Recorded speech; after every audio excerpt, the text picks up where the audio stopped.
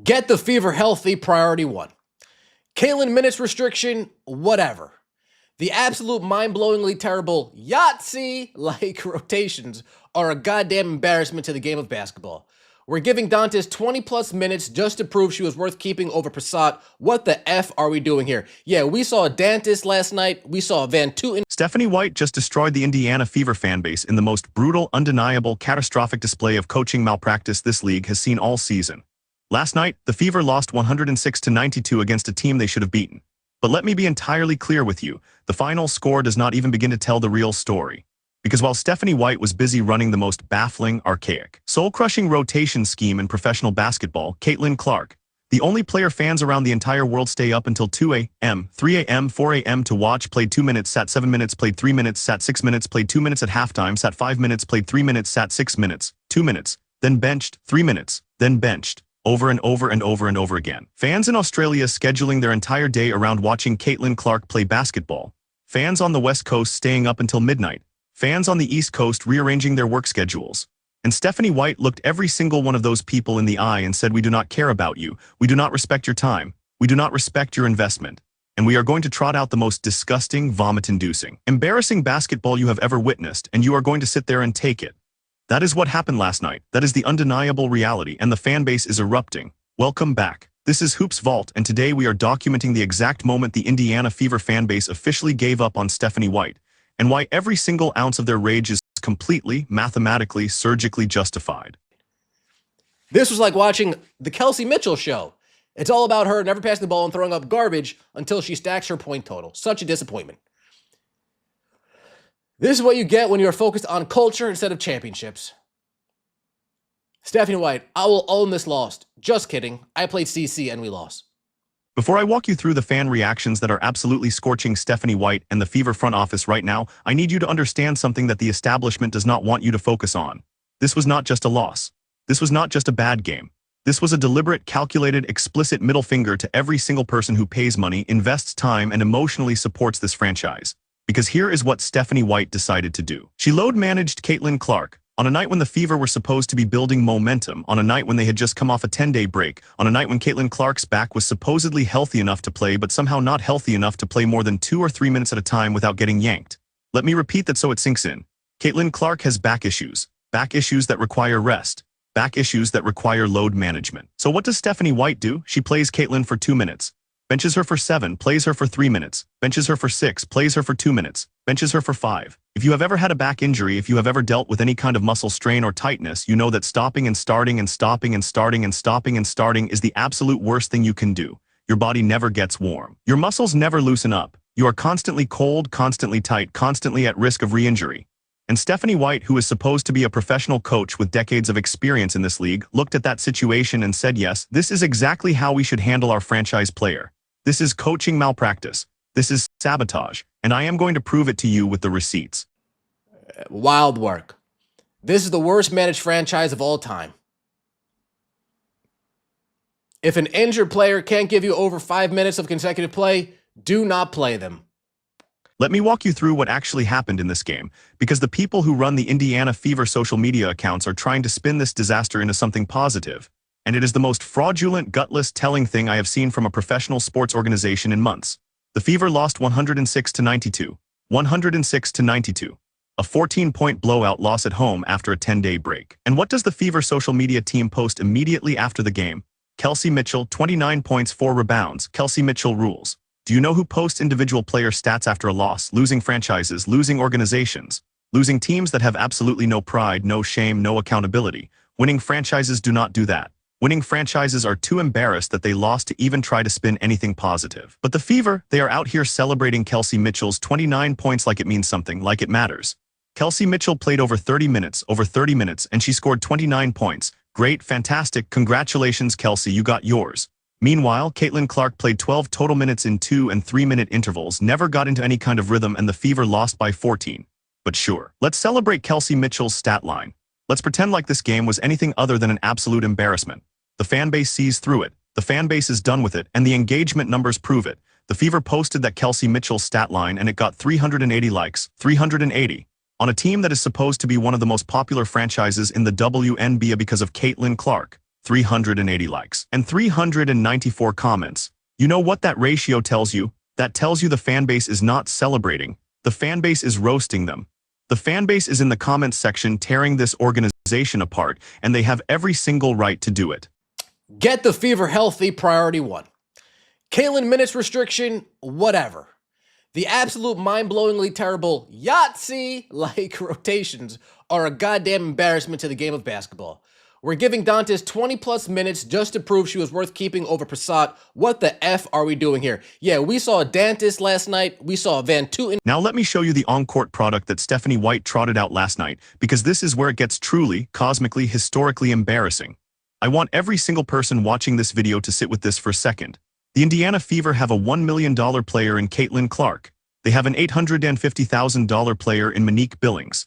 They have an $800,000 player in Lexi Hull. 3 players making a combined $2.65 million. And in the middle of the game last night, those 3 players, plus Kelsey Mitchell, who is also making significant money, had a 3-on-2 fast break opportunity. 3 offensive players, 2 defenders, 3 point-blank shot attempts, 0 resistance, 0 contest, and the Fever came away with absolutely nothing. 0 points. Let me walk you through what happened, because you cannot make this up. Kelsey Mitchell drives to the basket. She's completely uncontested. The nearest defender is 40 miles away. 40 miles. Kelsey Mitchell throws up a wild shot that barely grazes the rim. Monique Billings, $850,000, tries to tip the ball back in. She taps it so softly that it does not even touch the rim. Just a little bloop tap that goes nowhere. Lexi Hull, $800,000, grabs the rebound and tries to put it back up. She is 6.5 feet away from the basket. 6.5 feet. Uncontested, and she misses. 3 players, 3 shot attempts, 0 points on a 3-on-2 fast break. This is WNBA basketball, folks. This is what we are watching. This is what Stephanie White is putting on the floor and calling a professional product. And the saddest part, Caitlin Clark was on the bench watching this happen. The one player who could have actually finished that possession. The one player who could have made the right read. The one player who the fans are actually paying to see. She was sitting on the bench in street clothes, while Monique Billings was out there tapping the ball like she was playing volleyball. This was like watching the Kelsey Mitchell show. It's all about her never passing the ball and throwing up garbage until she stacks her point total. Such a disappointment. This is what you get when you're focused on culture instead of championships. Stephanie White, I will own this loss. Just kidding. I played CC and we lost. And here is where Stephanie White's coaching decisions go from baffling to outright indefensible. Don't take my word for it. Let me show you what the fans are saying, because the fan reactions from last night are absolutely scorching, and every single one of them is grounded in facts, receipts, and observable reality. Watch this. Wild work. This is the worst managed franchise of all time. If an injured player can't give you over 5 minutes of consecutive play, do not play them. Get the Fever healthy, priority one. Caitlin minutes restriction, whatever. The absolute mind-blowingly terrible Yahtzee-like rotations are a goddamn embarrassment to the game of basketball. We are giving Damaris Dantas 20-plus minutes just to prove she was worth keeping over Temi Fagbenal. That is what the fanbase is saying. That is the conversation that is happening in the comments section of every single Fever post. And they are 100% correct. Let me break this down for you, because this is the part that should make every single Fever fan furious. Stephanie White kept Damaris Dantas on the roster over Temi Fagbenal. Temi Fagbenal is a player who can move, play defense, shoot, and contribute in multiple ways. Damaris Dantas is a player who Stephanie White gave 20-plus minutes last night just to prove to the fanbase that she made the right decision, just to justify the roster move, just to save face. And what did Damaris Dantas do with those 20-plus minutes? Absolutely nothing. Meanwhile, Caitlin Clark, the franchise player, the player who sells out arenas, the player who generates all the engagement, all the ratings, all the revenue, played 12 total minutes in 2 and 3 minute spurts. 12 minutes. That is what Stephanie White decided was the right allocation of minutes. And the fanbase is calling it exactly what it is. Sabotage, ego, culture over championships, because that is what this is. Stephanie White is more concerned with proving that she was right about her roster decisions than she is with actually winning basketball games. And the fans see it. They see it clear as day. Now let me show you another fan reaction, because this one cuts to the absolute core of why this situation is so maddening, so frustrating, so exhausting for everyone who has been following this team all season long. Watch this. This was like watching the Kelsey Mitchell show. It is all about her never passing the ball, throwing up garbage until she stacks her point total. Such a disappointment. This is what you get when you are focused on culture instead of championships. Let me say that again, because this is the sentence that should be pinned to the top of every single Fever fan forum, every single Fever subreddit, every single Fever Twitter thread. This is what you get when you are focused on culture instead of championships. That is the Indiana Fever in one sentence. Stephanie White came into this job talking about culture, talking about building the right foundation, talking about doing things the right way. And what has that culture produced? A team that prioritizes Kelsey Mitchell's individual stats over winning. A team that gives Damaris Dantas 20-plus minutes to justify a roster decision. A team that plays Caitlin Clark 12 minutes in 2 and 3-minute intervals because they are more concerned with load management optics than actually putting their best players in position to succeed. Culture over championships, and the fan base is done with it. They are done pretending like this is acceptable. They are done pretending like Stephanie White has a plan. They are done pretending like this franchise knows what it is doing. Let me show you one more fan reaction because this one is the most damning of all. This is the one that should make the Fever front office panic. Watch this. This is the worst managed franchise of all time. If an injured player cannot give you over 5 minutes of consecutive play, do not play them. Let me repeat that because this is the most basic, fundamental, common-sense coaching principle in all of professional sports. If an injured player cannot give you over 5 minutes of consecutive play, do not play them, rest them, sit them for the entire game, let them heal. Do not trot them out for 2 minutes. Bench them for 7, trot them out for 3 minutes, bench them for 6. That is not load management. That is not injury prevention. That is torture. That is putting your franchise player in the worst possible position to succeed, and it is putting her body in the worst possible position to heal. And Stephanie White did it anyway. Why? Because she is more concerned with the optics of playing Caitlin Clark than she is with actually doing what is best for Caitlin Clark's long-term health and the team's long-term success. And the fan base sees it. They see it, and they are calling it out, and they are absolutely right. Now let me escalate this because what Stephanie White did last night is not an isolated incident. This is not a one-game mistake. This is a pattern of behavior that has been going on for weeks, and I have been documenting it in my last 3 videos. Go back and watch them if you have not already because the receipts are all there. 3 weeks ago, I told you that Stephanie White was going to prioritize culture over winning. I told you that she was going to give minutes to veterans like Damaris Dantas and Erica Wheeler just to justify her roster decisions. I told you that she was going to mismanage Caitlin Clark's minutes in the name of load management and that it was going to backfire spectacularly. And what happened? Every single one of those predictions came true. Every single one. 3 games, 3 identical mistakes. 3 times Caitlin Clark paid the price. 3 times the fan base was disrespected. 3 times Stephanie White trotted out the same archaic, baffling, indefensible rotation scheme, and 3 times the Fever lost games they should have won. This is not bad luck. This is not a slump. This is a coaching failure. This is a systemic, organizational, top-to-bottom failure to put the best players in position to succeed. And the person responsible for that failure is Stephanie White. But here is the part that should terrify every single Fever fan. Stephanie White is not coaching in a vacuum. She has enablers. She has people covering for her. She has a front office that is allowing this to happen, and she has a media ecosystem that is refusing to hold her accountable. Let me walk you through who is complicit in this disaster. First, the Fever front office, the general manager, the president of basketball operations, the ownership group. Every single one of them is watching Stephanie White run these rotations, watching her play Caitlin Clark 12 minutes in 2 and 3-minute intervals, watching her give Damaris Dantas 20-plus minutes, and they are doing absolutely nothing about it. They are not stepping in. They are not correcting course. They are not holding Stephanie White accountable. They are just letting it happen. Why? Because they are more concerned with optics than results. They are more concerned with looking like they support their head coach than they are with actually winning basketball games. Second, the assistant coaches. Where are they? Where is the voice in Stephanie White's ear saying, hey, maybe we should not play Caitlin Clark for 2 minutes and then bench her for 7?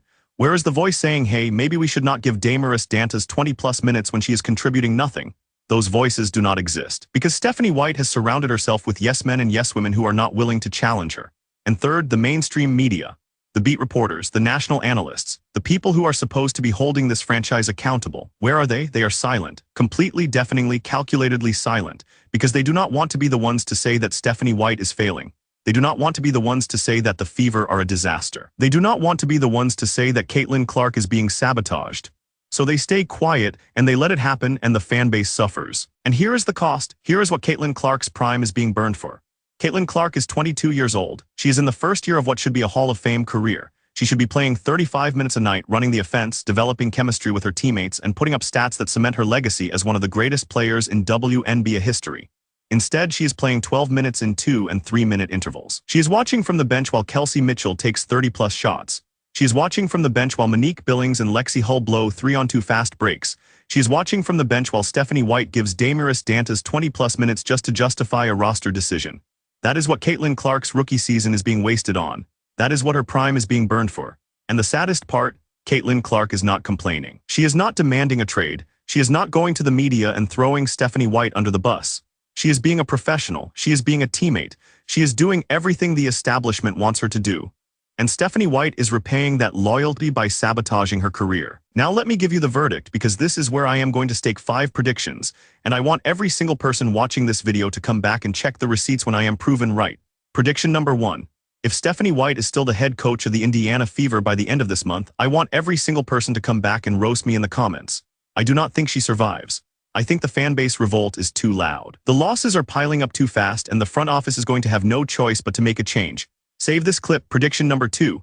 Caitlin Clark is going to demand more minutes, not publicly, not in a press conference, but behind closed doors. She is going to go to Stephanie White and the front office and say, I cannot play like this anymore. I need consistent minutes. I need to be on the floor. And when that happens, we are going to see one of two things. Either Stephanie White is going to adjust her rotations, or Caitlin Clark is going to start looking for the exit. Mark this video. Prediction number 3. The Fever are going to miss the playoffs. I know that sounds extreme. I know people are going to say they still have time to turn it around.